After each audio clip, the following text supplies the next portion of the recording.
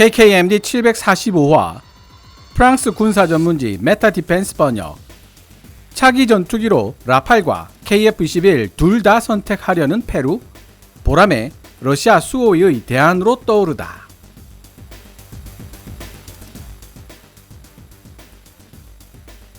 한동안 대한민국이 개발하고 있는 4.5세대 전투기 KF-21 보람에 대해 유럽 전체가 힘을 모아 대비해야 한다고 목소리를 드높였던 프랑스 군사 전문 매체 메타 디펜스가 지난달 11일 평소와는 다소 다른 톤으로 쓰여진 기사 하나를 게재합니다.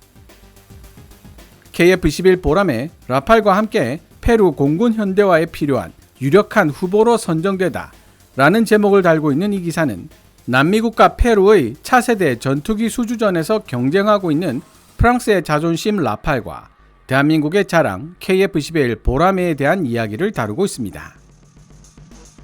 솔직히 처음 기사 제목만 봤을 때는 여느 때와 다름없이 KF-21 보람에를 견제하는 내용일 것이라 생각했는데 실제로 기사를 읽어보니 제 예상과는 사뭇 다른 내용이 게재되어 있었습니다. 페루 정부가 라팔과 KF-21 보람에를 함께 도입할 가능성이 높다는 다소 의외의 내용을 다루고 있는데요. 먼저 기사 내용을 번역해보고 제 생각을 간단하게 말씀드리도록 하겠습니다. 메타 디펜스가 게재한 기사는 노란색 글자로 제 생각이나 역주는 하얀색 글자로 표시됩니다.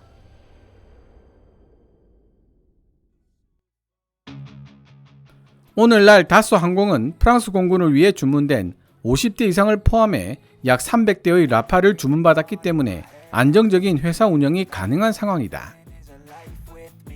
여기에 인도와 세르비아를 비롯한 여러 나라들과 라팔 추가 주문에 대한 협상이 계속되고 있고 그리스, 이집트, 카타르, 아랍에미리트, 사우디아라비아, 오만, 콜롬비아, 심지어 이라크까지 포함해 대략 10개 나라들이 프랑스 전투기를 새로이 도입하거나 추가하는데 관심을 표명했다.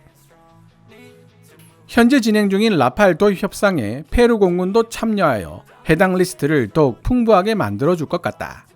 남미 현지 군사 전문 언론들에 따르면 노후화된 미라주 2000P, 미그 29 및 수호 25를 대체할 기종을 찾고 있는 페루 정부가 공군 전력 현대화를 위한 입찰을 시작한다고 발표했으며 프랑스 라팔은 페루 정부가 선호하는 두 가지 기종 중 하나다. KF-21 보람에 라팔과 함께 페루 공군 현대화에 필요한 유력한 후보로 선정되다.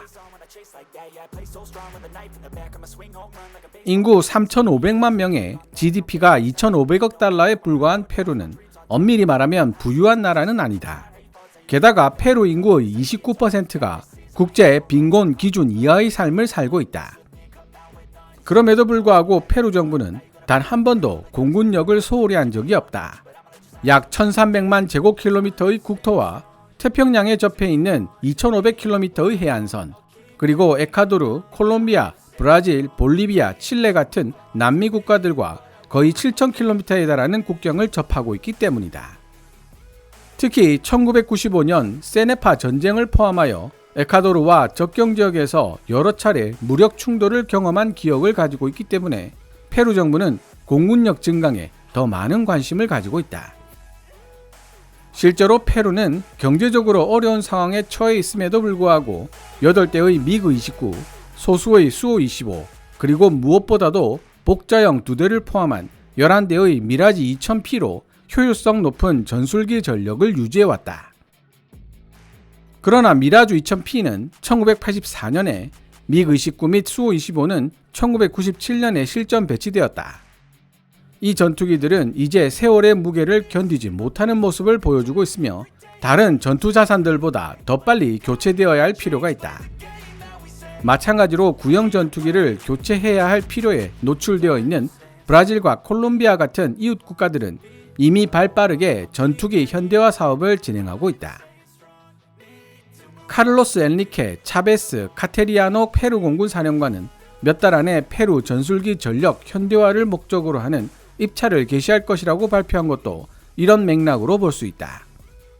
해당 입찰에 대한 정보는 거의 공개되지 않았지만 이전에 선정된 3개 업체만이 페루 정부의 요구사항을 충족시킬 수 있었다는 점에서 이번에도 동일한 업체들에게만 자격이 주어진다.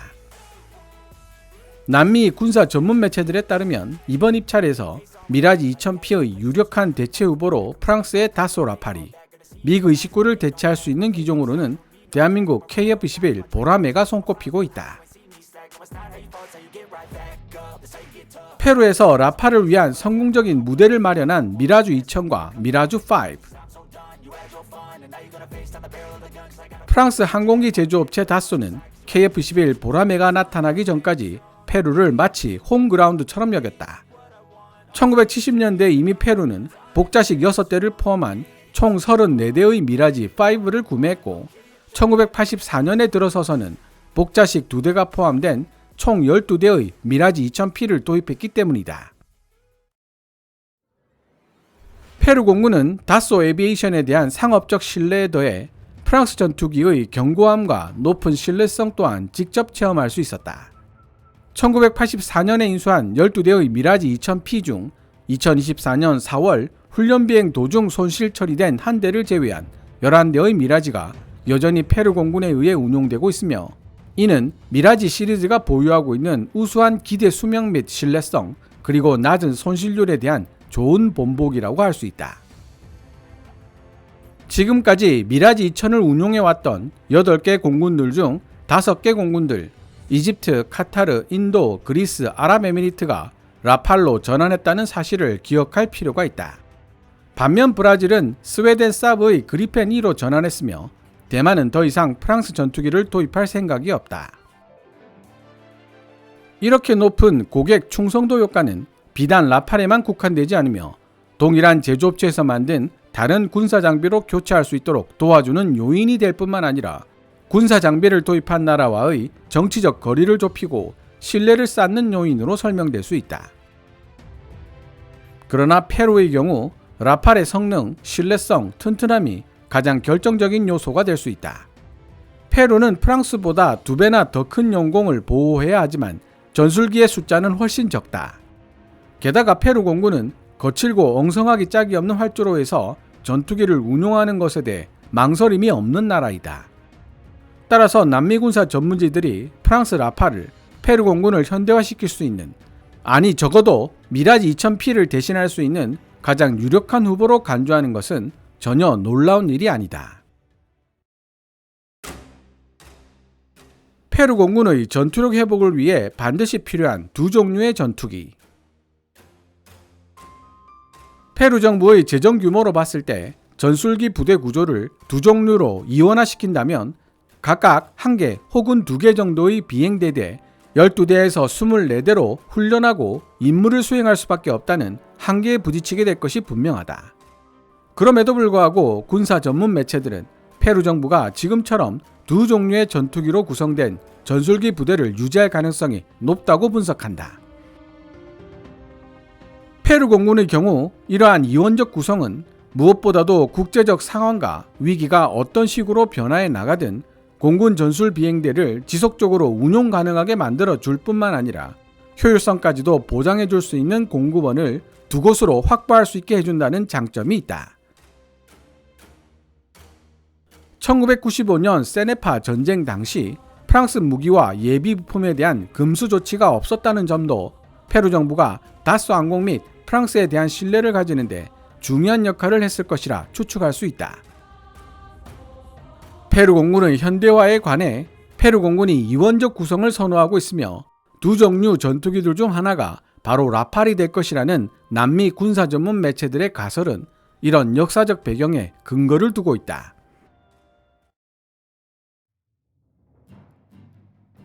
러시아 전투기에 대한 경제적, 산업적 대안으로 떠오른 KF-21 보라매.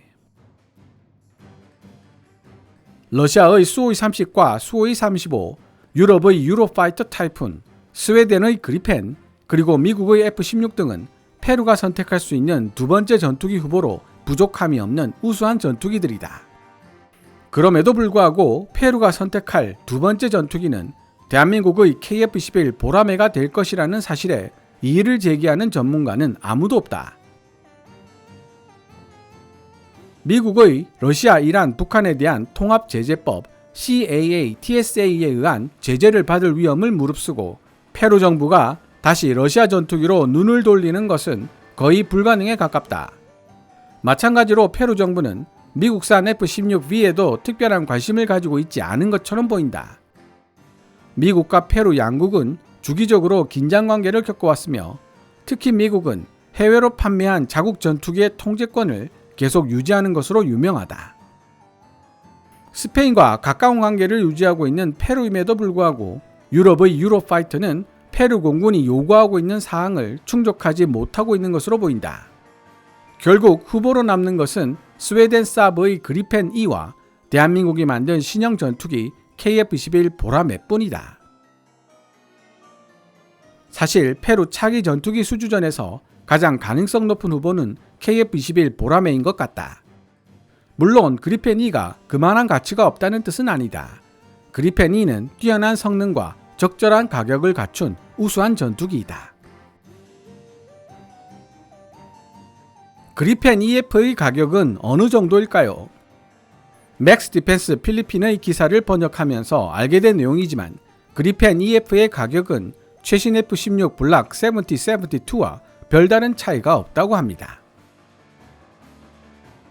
해외 항공 전문 사이트 F-16.net에 따르면 2019년 로키드 마틴은 14대의 F-16 블락 70를 슬로바키아에 8억 달러의 가격으로 판매하는 계약을 체결했습니다. 이를 대당 가격으로 환산하면 약 5,700만 달러로 한화 760억에 불과합니다. 문제는 이 가격이 종합 군수 지원을 제외한 플라잉 코스트라는 데 있는데요. 슬로바키아에 판매된 14대의 F-16 블락 70의 가격을 종합 군수 지원 ILS가 포함된 가격으로 계산하면 29억 1천만 달러, 하나로 3조 9천억 정도가 됩니다. 이를 14대로 나누어 보면 F-16 블락 70의 대당 가격은 2,800억 정도로 계산됩니다. 필리핀에 제한된 KF-21 보라매 블락 1의 종합 군수 지원 포함 가격이 1,460억 정도였다는 점을 생각해보면 상당한 차이가 있다는 점을 알 수 있습니다.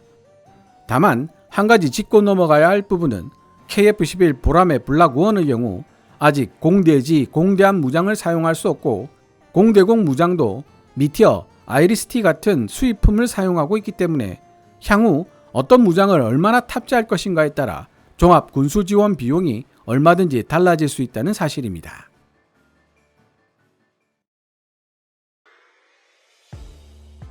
그러나 라팔 구매를 우선시하고 있는 인도네시아가 KF-21 보라매 개발 프로그램에서 그 어느 때보다 멀리 떨어져 있는 상황이기 때문에 페루 정부는 한국 정부로부터 기술 이전 및 산업 공유 지분에 대한 더 많은 양보를 얻어낼 수 있을 것이라 확신하고 있는 것으로 보이며 한국 항공우주 산업 카이 역시 KF-21 보라매 전투기의 수출 경력을 쌓으려면 반드시 첫 번째 국제 주문을 받아야 할 입장에 놓여 있다.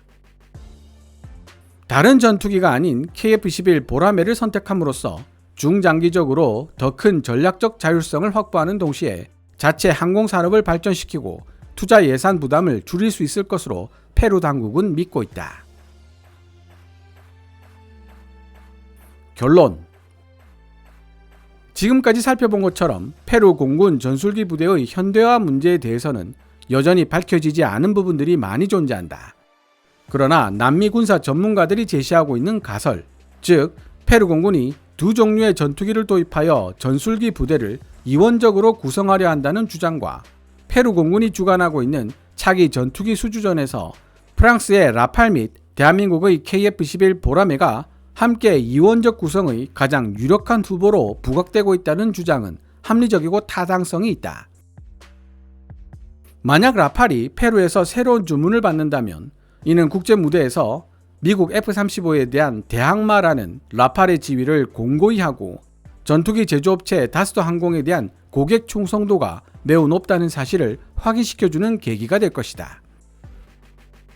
실제로 미라지 2000을 운용하고 있는 7개 해외 공군 중에서 대만을 제외한 나머지 6개 공군은 다시 한번 다소로 눈을 돌려 라팔을 인수하고 85%라는 경이적인 충성도를 보일 것이다. 이는 6세대 전투기 FCAS 프로그램에서 프랑스의 입지를 상당히 강화하는 동시에 유럽 전투기 개발 프로그램이 비틀거릴 경우 프랑스 국내에서 차세대 전투기를 개발하는 데 필요한 계획적 관점을 열어주게 될 것이다. 최근 몇 주 동안 나타난 프랑스의 정치적 불안전성과 불확실성이 이 문제에 영향을 미치게 될지 아니면 아무런 영향도 미치지 못할 것인지, 만약 영향을 미친다면 어느 정도가 될 것인지도 지켜봐야 할 필요가 있다. 이 주제에 대해 더 나아가 프랑스 방위산업 정책과 관련하여 비정치적인 합의가 이루어지거나 국회 국방위원회 내에서 로드 프로그래밍 밀리테어 LPM의 실행이나 현재 진행되고 있는 국제협상을 위협하는 결정이 나오지 않기를 바랄 뿐이다. 지금까지 2024년 8월 11월에 프랑스 군사 전문지 메타 디펜스가 게재한 기사를 번역해 보았습니다. 이 기사의 주요 핵심을 정리해보면 다음과 같습니다. 주변국들과 항상 군사적 마찰을 겪어왔던 페루는 프랑스제 미라지 2000P를 1984년에 러시아제 미그-29를 1997년에 도입하여 주력 전투기로 사용해 왔는데 모두 노후화로 인한 교체 필요성에 직면해 있다. 페루는 다수 항공이 생산한 미라지 2000P에 대해 높은 신뢰성을 지니고 있어 미라지 2000P를 다수 항공이 생산한 라팔로 교체할 가능성이 높다. 그러나 문제는 러시아제 미그-29를 어떤 기종으로 교체하는가에 있는데 아마도 페루 정부는 라팔과 함께 운용할 수 있는 다른 종류의 현대적 전투기로 KF-21 보라매를 낙점한 것 같다. 유럽의 유로파이터 타이프는 페루 정부가 요구한 사항을 충족하지 못했고 F-16B는 주기적으로 찾아오는 미국과 페루 사이의 긴장관계와 전투기 통제권을 넘겨주지 않는 미국의 태도가 문제가 되고 러시아의 신형 전투기 수호이-30이나 수호이-35는 미국의 러시아, 이란, 북한에 대한 통합제재법 CAA, TSA에 의한 제재를 받을 우려가 있어 불가하다는 이야기를 하고 있다. 그렇다면 남은 후보는 스웨덴 사브의 그리펜이와 대한민국의 KF-21 보라매인데 그리펜2도 좋은 전투기이기는 하지만 보다 폭넓은 기술 이전 및 산업 지분 확보와 전략적 자율성 획득을 위해서는 KF-21 보라매가 가장 적합하다.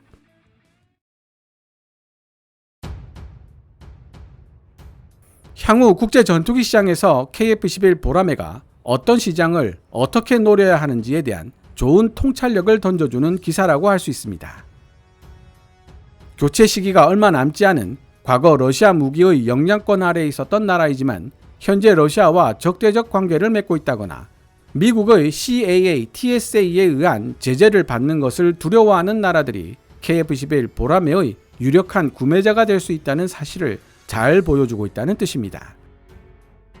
거기더해 상대적으로 저렴한 도입비와 운용 유지비도 KF-21 보라매 판매에 있어 중요한 포인트를 차지하고 있으며 대한민국의 유연한 기술 이전 정책 및 산업협력 지분 분배도 큰 역할을 하고 있다는 사실을 알 수 있습니다.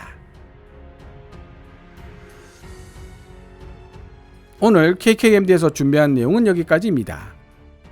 방송되었던 내용들은 KKMD 공식 블로그에서도 만나보실 수 있으니 구글이나 네이버 검색창에서 KKMD를 검색해 보시기 바랍니다.